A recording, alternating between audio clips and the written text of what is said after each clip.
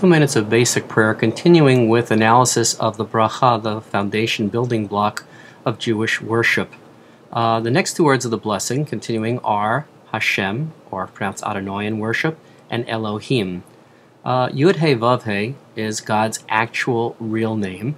We unfortunately don't know the vowels anymore, and therefore when we worship we always say Adonai, my Lord, as a way of remembering God's actual real personal name. Some in the Christian world call this name Jehovah, turning the Yud of Yahweh into a J, going back to the old Latin. Mostly Jews often call this Hashem, the name, the actual real tetragrammaton four-letter name of God, which we received also at the burning bush when Moses asks for God's name. He's told, Eyeh Asher Eyeh, I am that I am. And this name, in a etymological way, means God is. God was, God is, God will always be. An absolute statement of God's eternality is what Yud He Vav He is about. In the rabbinic tradition, also reading a lot of Torah literature, frequently the context for Yud He Vav He, for Adonai, is of course God's love. Gives us the Torah, who is compassionate. When the 13 attributes in Exodus are revealed, it starts with Adonai, Adonai, the Lord is gracious and compassionate, forgiving, long-suffering, gracious and kind.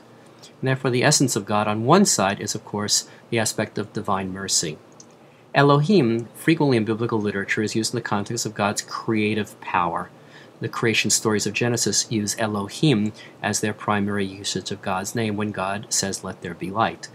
Additionally, in the rabbinic mind, but also in different sections of the text, there is a natural law as well as a moral law, and both are aspects of the divine creative process.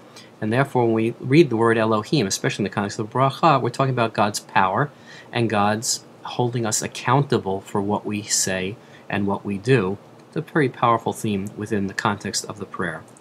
So the name itself is not pronounced anymore.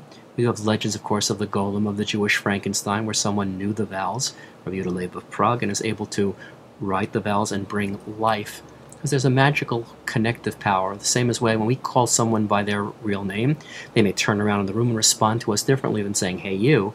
We do say you in the blessing, but we call to God directly with an epithet for God's name now. But someday, when the third temple is standing, we'll go back and use the tetragrammaton and directly relate to God, bringing His presence, her presence, into our lives.